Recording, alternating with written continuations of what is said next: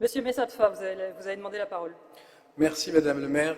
Je souhaitais nous associer aussi à ces félicitations. Thomas est un partenaire de club avec qui j'ai eu le plaisir de jouer de nombreuses fois, parfois même contre lui, avec toujours des batailles toujours agréables. Euh, la délibération, nous la votons bien évidemment parce qu'elle s'inscrit dans la tradition du sport à Levallois. Et depuis tout temps, on a toujours cette habitude de féliciter les sportifs et nous le faisons et nous continuerons à le faire très bien. Peut-être aussi profiter de cette délibération pour souligner l'importance du sport de haut niveau et penser à comment le sport de haut niveau dans notre ville peut servir d'irrigant à l'égard du sport pour tous et des plus jeunes. Moi, j'ai grandi donc au ping-pong, tout le monde le sait. J'avais toujours eu le bonheur de voir Jean-Philippe Gatien, Christophe Legout, Patrick Chila s'entraîner dans la même salle que nous et que les plus jeunes. Donc vous parliez d'étoiles dans les yeux. Je pense qu'il serait intéressant d'avoir une vraie démarche à l'égard des sportifs de haut niveau en leur demandant de davantage peut-être, surtout ceux qui peuvent être rémunérés par la ville de Levallois, de leur demander d'être davantage présents à des entraînements avec les plus jeunes, non pas pour jouer avec eux, mais pour être dans la même salle, afin que la dynamique s'opère. Voilà. Donc le haut niveau sert au sport pour tous, mais pour cela, il faut que les jeunes puissent voir leur modèle assez régulièrement, au moins une fois par semaine, et c'est ce qui marchait. Merci. Merci. Madame Courade, vous avez demandé la parole également. Simplement pour nous associer aux félicitations. Et une parenthèse qui n'a pas grand-chose à voir, mais le live ne fonctionne pas sur Internet. Ah. Merci aux agents concernés de corriger cette erreur. Merci Madame Courade. Je vais donc mettre aux voix cette délibération. Qui est pour? Avis contraire? Abstention, il n'y en a pas. Adopté à l'unanimité, je vous remercie.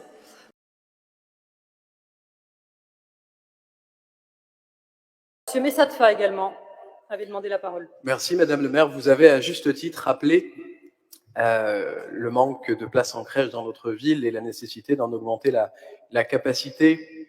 Mais donc nous voterons bien évidemment pour cette délibération. Mais vous conviendrez qu'il y a quand même cette nécessité de rappeler qu'à cette place-là, il y avait déjà une crèche avec 60 places et aujourd'hui nous serons avec 34 places. Donc on est quand même sur une diminution moindre, mais nous avons une diminution sur le temps moyen qui est assez dommageable. Je pense qu'on a cette capacité de trouver d'autres lieux pour développer encore davantage des solutions de garde qui sont une vraie problématique dans notre ville et qui est une demande régulière des Levalloisiennes et des Levalloisiens. C'est vrai. Alors après, juste pour vous répondre sur ça, oui, c'est vrai, il y avait 60 places avant sur cette crèche Louis Michel. On va repartir sur une crèche plus petite de 34 places. Après, il faut bien comprendre que le promoteur qui a accepté de modifier son permis pour inclure ces berceaux et cette crèche disposait déjà d'un permis pour un immeuble de logement pur. C'est-à-dire que si nous n'étions pas revenus vers lui pour lui demander de modifier et d'intégrer une crèche, on aurait eu 0. C'est-à-dire que c'est une moindre baisse. Et je ne pouvais pas lui dire ton permis, je te le retire, parce qu'il avait été délivré par quelqu'un d'autre que moi. Nous en convenons, c'est une moindre baisse et nous en convenons. Oui, je comprends ce que vous dites. Oui, c'est vrai qu'avant, il y avait une crèche plus importante, mais maintenant, voilà. OK. Je vais donc mettre aux voix la délibération numéro 15 sur cette acquisition amiable d'un local pour réimplanter une crèche au 11-13 Vergniaud, qui est pour.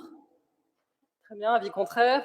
Abstention, je vous remercie très sincèrement.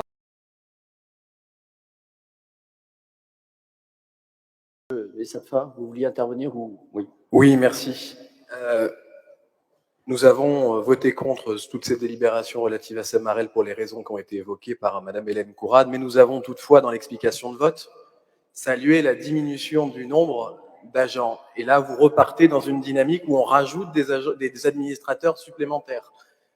Donc, nous voterons bien évidemment contre. Et pour la délibération 28, pour qu'on aille un peu dans le détail de ce que perçoivent les administrateurs, donc la présidente ou le président ou la présidente perçoit 45 000 euros par an, le vice-président 24 000 euros par an et les administrateurs 16 000 euros par an. dans un souci de transparence, il est toujours intéressant de rentrer dans ce détail-là, et vous avez bien évidemment donné le chiffre global, mais j'aimerais aussi expliquer pourquoi nous voterons contre. C'est parce que pour le président et le vice-président est prévue une voiture de fonction.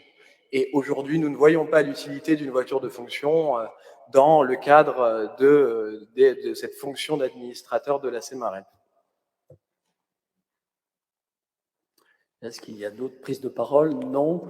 2 points sur Madame Conrad, sur votre argumentaire. Il est tout à fait respectable, et donc même si vous avez le sentiment de vous répéter, eh bien, c'est un sentiment qui va être partagé, parce que moi aussi, je vais me répéter. Donc, effectivement, s'agissant de la représentation de la ville au conseil d'administration de la CEMARELP, il est important qu'il y ait une cohésion au niveau des représentants de la municipalité, puisqu'il s'agit d'administrateurs, et donc ils portent une politique, et qui est celle de la municipalité. Voilà, c'est notre position, elle n'a pas changé, et excusez-moi par avance, c'est déjà fait, de répéter effectivement la même réponse que nous avons fait déjà à de multiples reprises. Sur les rémunérations, monsieur Sapta, vous aurez noté dans la délibération que ce sont des rémunérations maximum, et donc il appartiendra au conseil d'administration de la CEMARELP de fixer le montant exact de ces rémunérations. Voilà.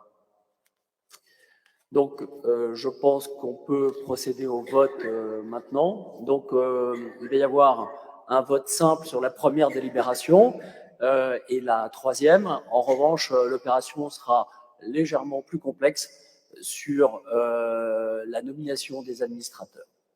Donc, je soumets aux voix donc l'approbation de la modification des statuts de la société anonyme d'économie mixte, d'aménagement et de rénovation et d'équipement de Levallois, donc la CEMARELP.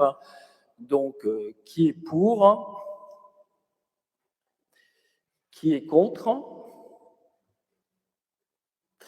D'accord. Abstention. Donc, le groupe Levallois d'Avenir et le groupe Levallois Ensemble ayant voté contre cette délibération.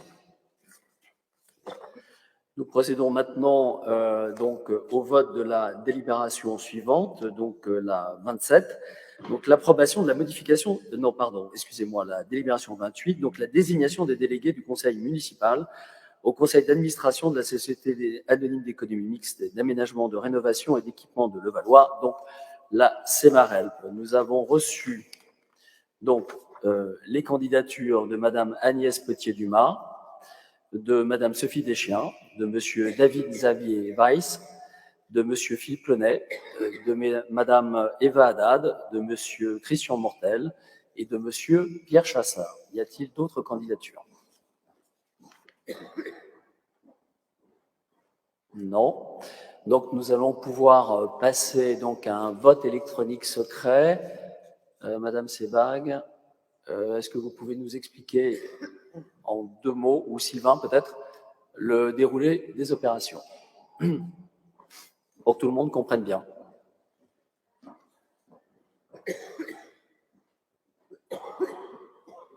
Ah oui, pardon. Si je... Ah, attendez, je vois qu'il y a des conseillers municipaux qui souhaitent intervenir, donc je ne voudrais pas les priver de parole avant ce vote. Pardon, excusez-moi. Donc, je donne la parole à Monsieur Cavallini. Et puis ensuite à Monsieur Alphen. Oui, je vous remercie. Pardon, juste une question. Je comprends bien sûr votre besoin de cohésion et de cohérence entre les administrateurs de la CEMARELP et les élus de la majorité. Mais je ne comprends pas dans ce cas-là pourquoi vous n'ouvrez pas les postes d'administrateurs à des conseillers municipaux de la majorité.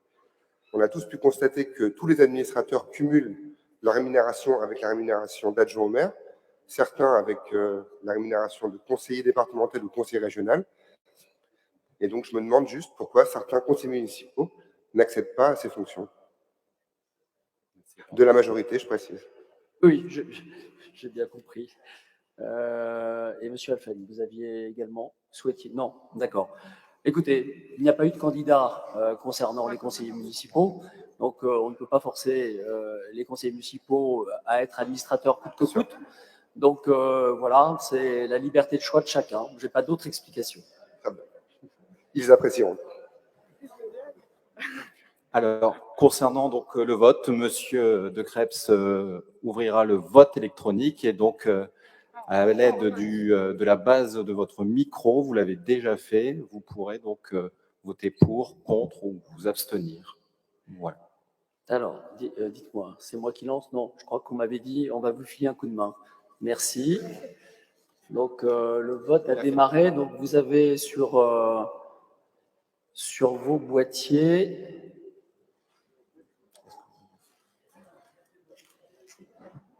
Alors, moi, il faut que j'aille de l'autre côté pour voter? Oui, je vais vous le ramener.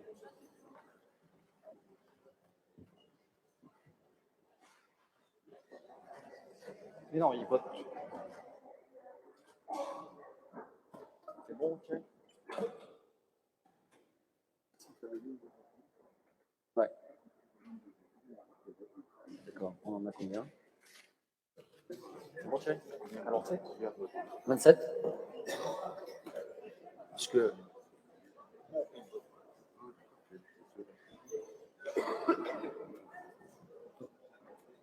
On a combien? 24.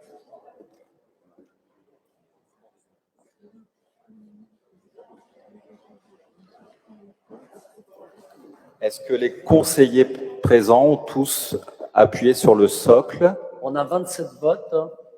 Donc, bon. sachant qu'il y a 7 conseillers municipaux qui ne votent pas.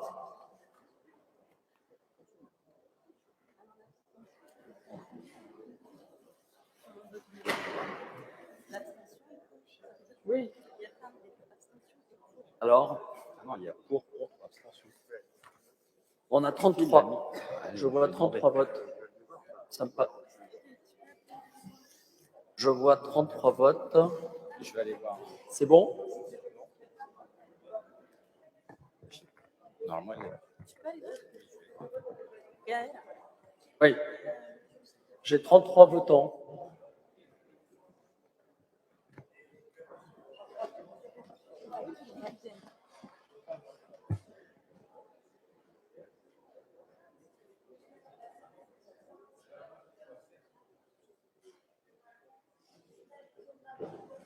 Donc c'est bon là?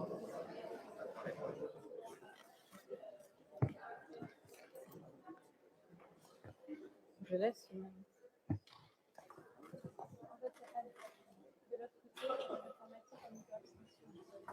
Donc dès qu'on aura la confirmation que tout le monde a bien voté,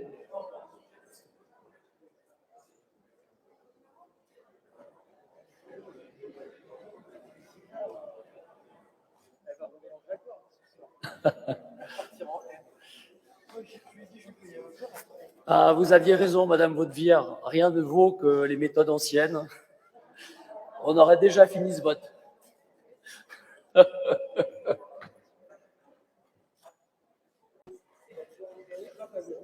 Oui, on peut être adjoint numérique et en même temps avoir une liberté de pensée. Non? Ok, donc. Alors, c'est bon? C'est bon? Alors, j'ai l'explication technique. Effectivement, il doit y avoir abstention. Il n'a pas été paramétré, tout simplement. Hein, c'est comme ça. Ah. Donc, Parce qu'on n'a pas voté sur des noms. On n'a pas voté sur des noms. On a voté sur des... On va effectivement, si l'ensemble des conseillers présents en sont d'accord à l'unanimité, nous allons procéder à un vote à la main, levé. D'accord. Je me tourne vers les présidents de groupe, s'ils sont d'accord. Voilà. Ok. Très bien. Merci. Merci. Donc, nous allons voter à main levée, non par nom ou par l'ensemble. Sur la globalité. Ok, très bien. Eh bien, donc nous allons voter sur la globalité des candidats proposés. Donc je rappelle leurs noms, Madame Agnès Potier-Dumas, Madame Sophie Deschien, Monsieur David Xavier Weiss, Monsieur Philippe Launay, Madame Eva Haddad, Monsieur Christian Mortel, Monsieur Pierre Chassard. Qui est pour? Qui est contre? Alors, le groupe Levallois d'Avenir et abstention. Donc, le groupe Levallois Ensemble. Merci, cette délibération est adoptée. Enfin, nous allons procéder au vote de la fixation de la rémunération des délégués du conseil municipal au conseil d'administration de la Semarelp.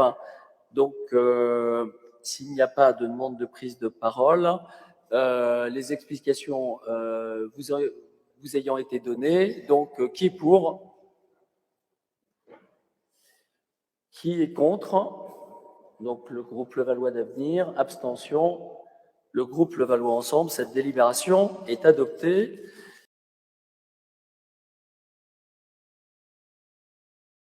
Alors, il y a une prise de parole, Monsieur Messafta. Je vous en prie. C'est bon? Voilà. Merci, je vais continuer dans une explication de vote pour le Vapar qui va dans la continuité de la Semarelp. Et en indiquant quand même que par cette délibération, on crée encore un nouveau cumulard qui est Pierre Chassat, puisqu'il va cumuler les indemnités d'administrateurs liées à Semarelp et liées à Levapark. Pour rappel, le président ou la présidente de Levapark touchera 38 000 € par an. Le vice-président ou la vice-présidente, 24 000 € par an. Et les administrateurs, 16 000 € par an. Cela s'ajoute une nouvelle fois une voiture de fonction pour le président et une voiture de fonction pour le vice-président. Permettez-moi de dire encore que l'argent des Levalloisiens aussi mérite d'être respecté. Alors, je vous rappelle que c'est le conseil d'administration de la Levapark qui fixe la rémunération des administrateurs et les montants qui sont indiqués dans la délibération sont des montants maximum autorisés. Ça ne correspond pas à la réalité. En ce qui concerne le véhicule, ça fait partie c'est traditionnel dans un certain nombre de conseils d'administration. Il n'est pas certain que tous les administrateurs utilisent cette option qui leur est proposée. Je crois que c'est le cas de Monsieur Chassat. Donc, Monsieur Messafta, nous avons bien pris note de vos remarques. S'il n'y a pas d'autres prises de parole, nous allons pouvoir donc passer au vote donc, de la première délibération. Donc qui concerne, donc on procède à la main levée également, voilà. Et puis moi je démissionne ce soir puisque on n'a pas réussi à faire ce vote électronique au regard de ma délégation. Chers collègues, ça sera ma dernière soirée. Alors,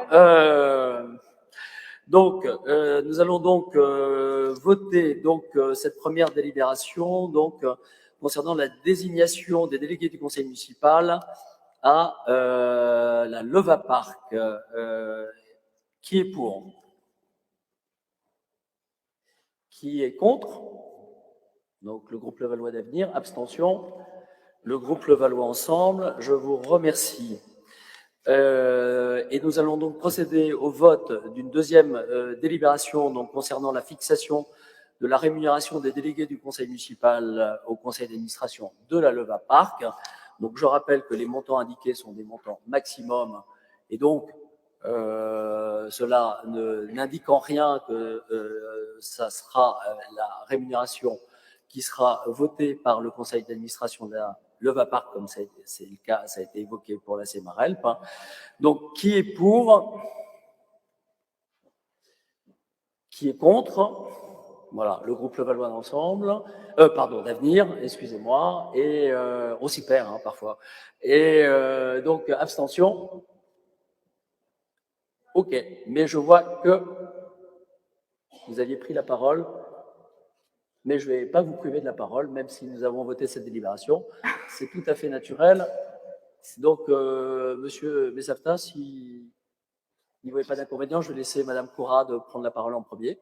Alors, intervention très très courte, c'était simplement pour rappeler que le nom de notre groupe était Levalloisiens Ensemble et non Levallois Ensemble. D'accord, Levalloisiens Ensemble, pardon. Merci. Et Monsieur Messafta, vous vouliez reprendre la parole? Oui, vous en conviendrez, je pense que toute la salle ici en conviendra aussi, qu'avoir dans une ville de si petite taille, en termes de superficie, 4 voitures de fonction votées ce soir peut paraître un peu abscon Et je pense que si on va dire que on considère que ce n'est plus à l'ordre du jour, pourquoi ne pas le modifier dans les statuts? Très bien. Les délibérations ayant été adoptées, j'appelle Madame le maire à reprendre sa place.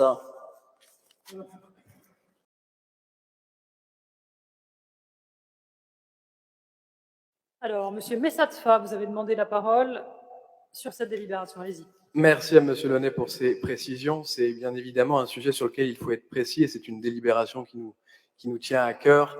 Précis et pas polémique. Oui, précis.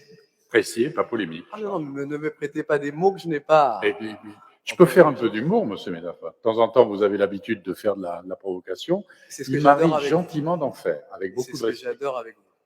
C'est ce que je fais. D'autant plus que les chiffres sont importants puisqu'à Levallois, l'insertion par le travail pour les jeunes, pour arriver à bien marcher sur le chemin de l'autonomie et de l'émancipation est important. On a aujourd'hui dans notre ville, ce sont les chiffres de l'INSEE, 24% des jeunes de moins de 25 ans qui sont actuellement en situation de chômage. Donc on ne peut que se réjouir de voir la mission locale remplir son rôle. Et je dis que plus on a de jeunes au travail ou dans des formations ou dans des poursuites d'études, et moins il y a aussi d'insécurité dans notre ville. Et je pense que ça aussi, c'est important de le faire parce que, permettez-moi juste de faire un point sur un des quartiers de notre ville, qui est le quartier Alsace. Alsace, oui, le quartier Alsace. Je me doutais. Eiffel-Ouest. Chaque jour, on a des citoyens qui nous témoignent leur ras-le-bol et de la dégradation de leurs conditions. Très court, Monsieur Messatfa, on va être clair. Vous avez essayé de me faire parvenir un vœu. Vous étiez hors délai sur ce sujet. Non, mais c'est pas la peine de redemander la parole. C'est absolument pas sur la délibération de Monsieur Launay. Là, on est sur des questions d'emploi. Vous m'avez fait parvenir un vœu hors délai sur la situation du quartier Alsace, qui est une situation que nous prenons en compte depuis le début du mandat. Nous ne vous avons pas attendu pour nous envoyer un vœu urgence quartier Alsace pour traiter du sujet. Sachez pour votre pleine information que c'est le quartier sur lequel nous avons mis le plus de crédit depuis le début du mandat, sur tous les sujets concernés, tous les services concernés. Donc là, pardonnez-moi de vous couper, mais votre intervention est irrecevable.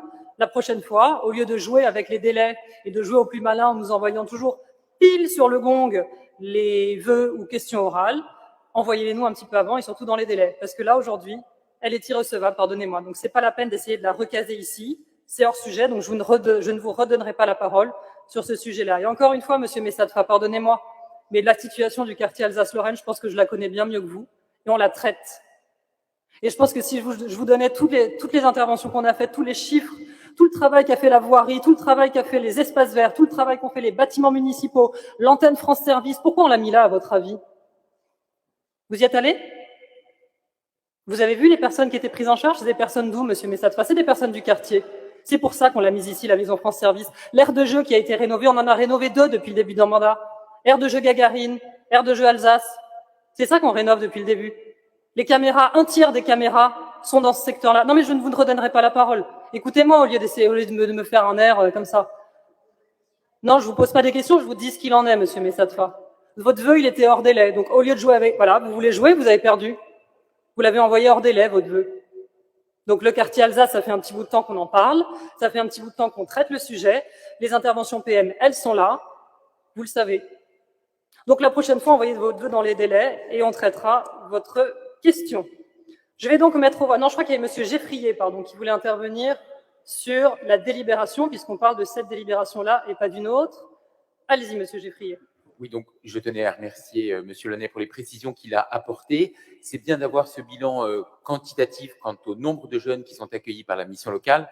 Ce serait encore plus intéressant d'avoir une évaluation plus qualitative sur l'insertion dans l'emploi des jeunes qui ont été accompagnés par la mission locale. C'est peut-être un travail de plus longue haleine, mais si vous en êtes d'accord, j'aimerais bien m'y pencher aussi avec vous et vos services. Monsieur Launay. Allez-y, allez-y.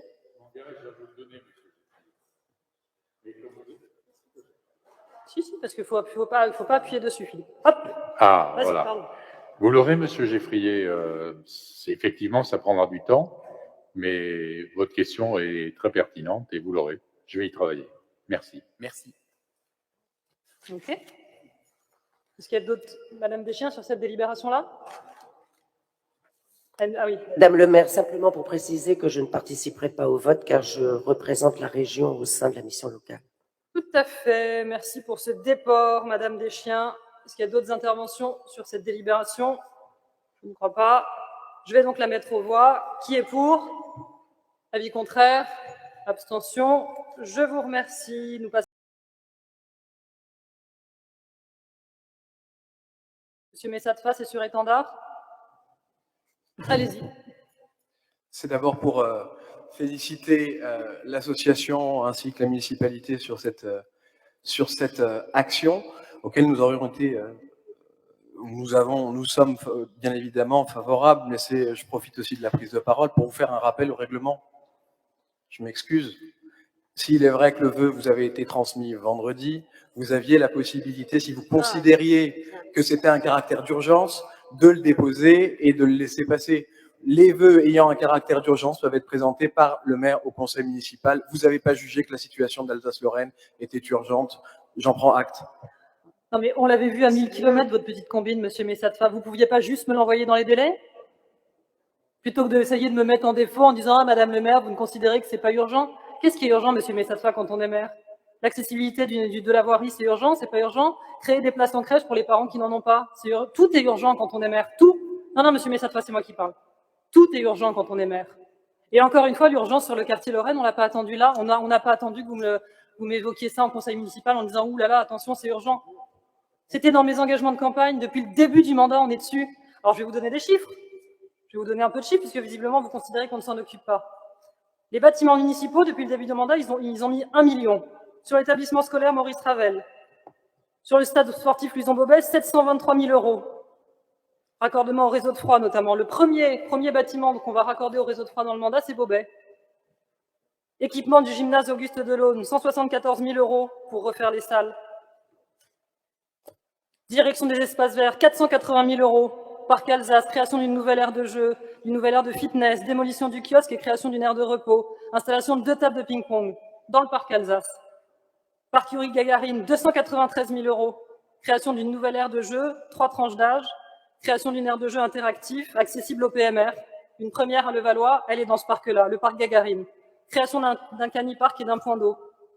La voirie et la propreté, c'est 885 000 € juste sur ce quartier, avec des accessibilités PMR pour le parc Gagarine.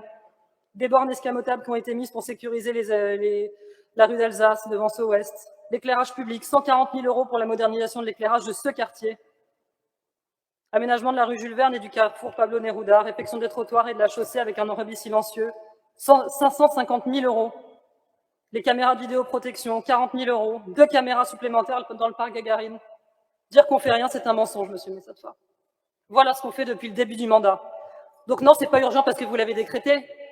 C'est urgent parce que depuis le début du mandat, on s'en occupe. Et vous avez décrété que là, d'un coup d'un seul, c'était votre nouveau cheval de bataille, mais c'est pas comme ça que ça marche, monsieur Messatfa.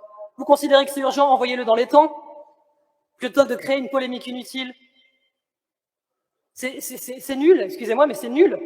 C'est-à-dire qu'au lieu de me l'envoyer dans les temps, en disant voilà, on souhaite parler sereinement du quartier Alsace, vous faites exprès de me l'envoyer hors délai, en me disant bah oui, vous considérez que c'est pas urgent, donc vous l'inscrivez pas à l'ordre du jour. Mais c'est minable. C'est pas à la hauteur des enjeux, monsieur Messatfa, et vous ne l'êtes pas. Sur ce coup-là, vous ne l'êtes pas. Plutôt que de nous aider à apaiser la situation, vous jetez de l'huile sur le feu depuis le début. Et vous croyez qu'on ne vous voit pas? Mais j'aurais honte à votre place, monsieur Messatfa, j'aurais honte.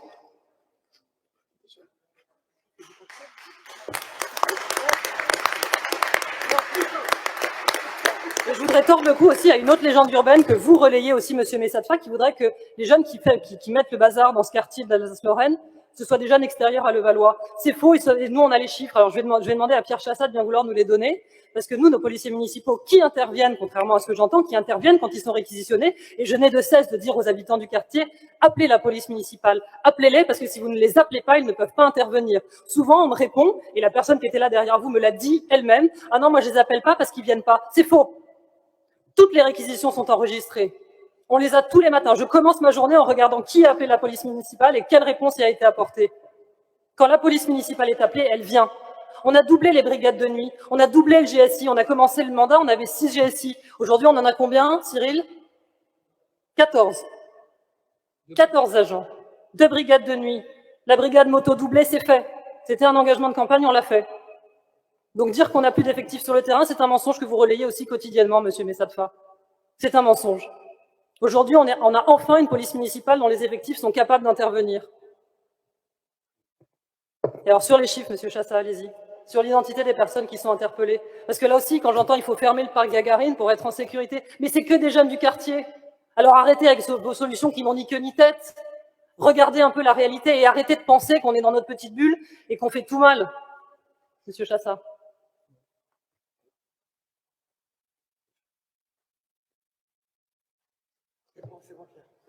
Oui, donc juste pour rétablir quelques faits, la police intervient effectivement systématiquement sur le quartier Alsace. Depuis le début de l'année, 2630 interventions, 150 verbalisations.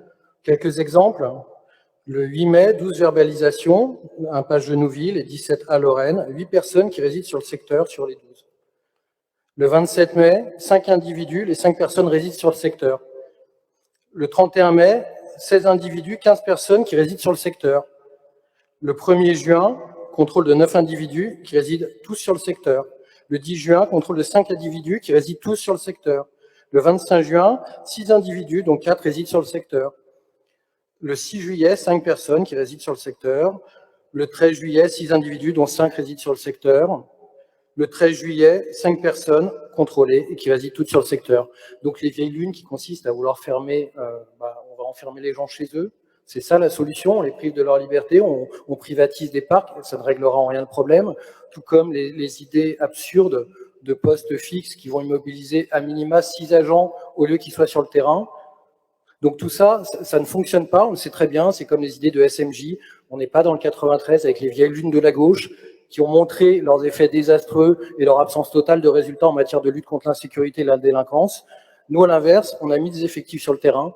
Donc on a doublé les brigades de nuit, on a doublé les brigades GSI, et on préfère qu'il y ait des policiers qui soient sur le terrain, qui verbalisent, plutôt que de les avoir dans des postes sans aucun effet, et pour après avoir la population qui dira les policiers, ils sont dans leur poste, mais ils ne sont pas sur le terrain.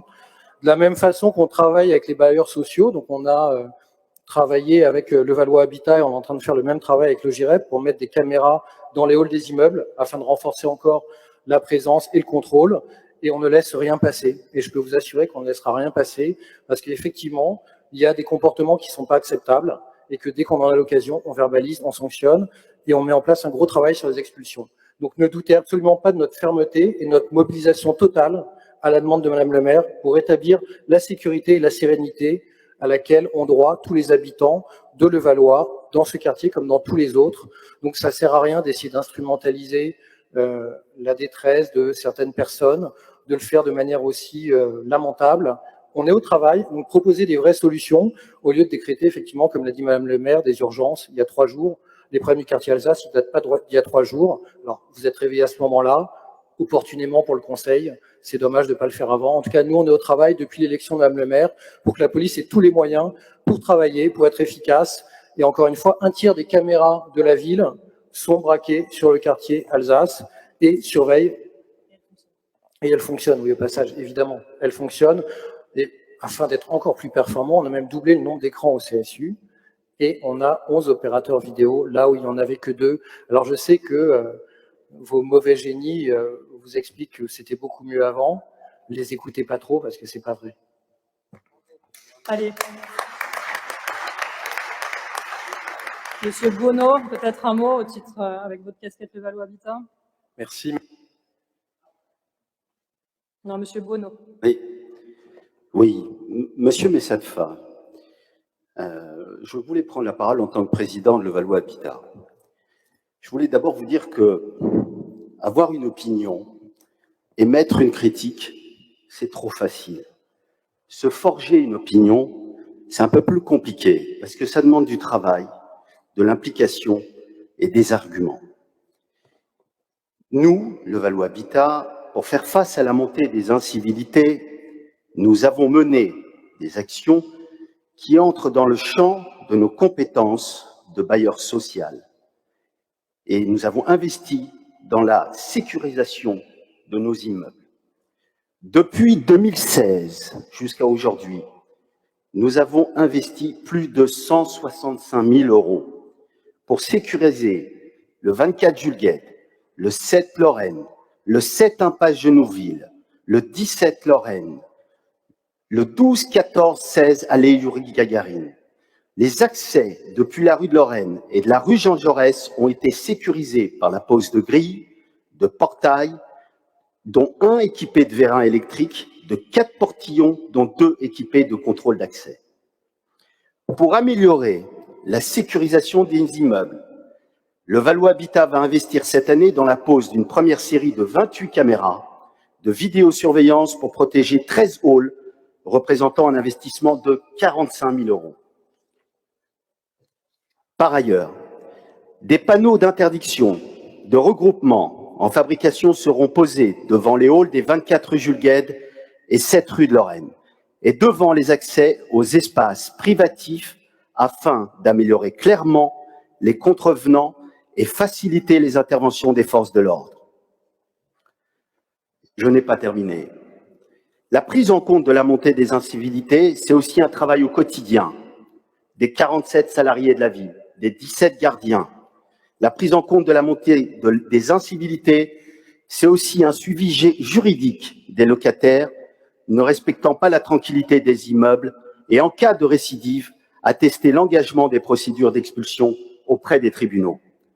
Toutes ces actions prouvent la volonté de Levallois Habitat de préserver la tranquillité et le bien-vivre au sein de ces immeubles, à l'écoute des locataires qui subissent ces incivilités, et donc de continuer, dans le cadre de notre action en tant que bailleur social, dans le domaine de nos compétences, à œuvrer pour le bien-être à Levallois-Perret et surtout dans cette zone.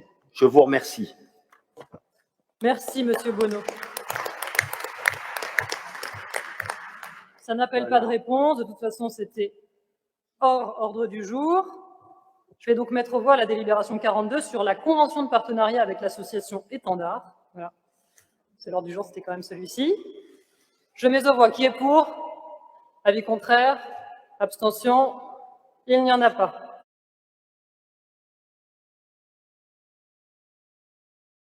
J'ai donc reçu une question orale du groupe Levallois d'Avenir. Monsieur Messatfa, je vais vous laisser la parole. Et encore une fois, on ne va pas jouer à ça. Vous me lisez votre question orale et c'est tout. Sinon, je coupe et vous ne poserez pas votre question orale.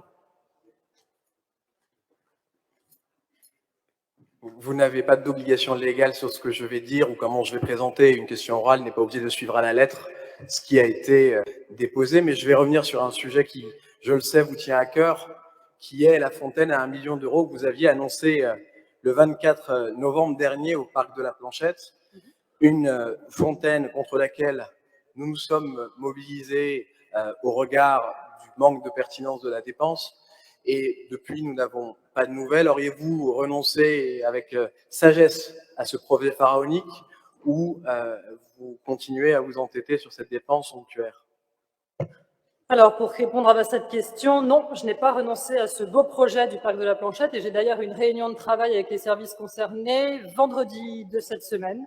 Voilà, et je voulais vous annoncer que ce projet n'est pas encore sorti de terre, mais qu'il a d'ores et déjà été primé par le département des Hauts-de-Seine, qui lui a décerné le prix de l'innovation urbaine, et on en est extrêmement fiers. Et je crois qu'on sera la semaine prochaine à Port-Marly pour recevoir ce beau prix des mains du président du département des Hauts-de-Seine et de celui des Yvelines.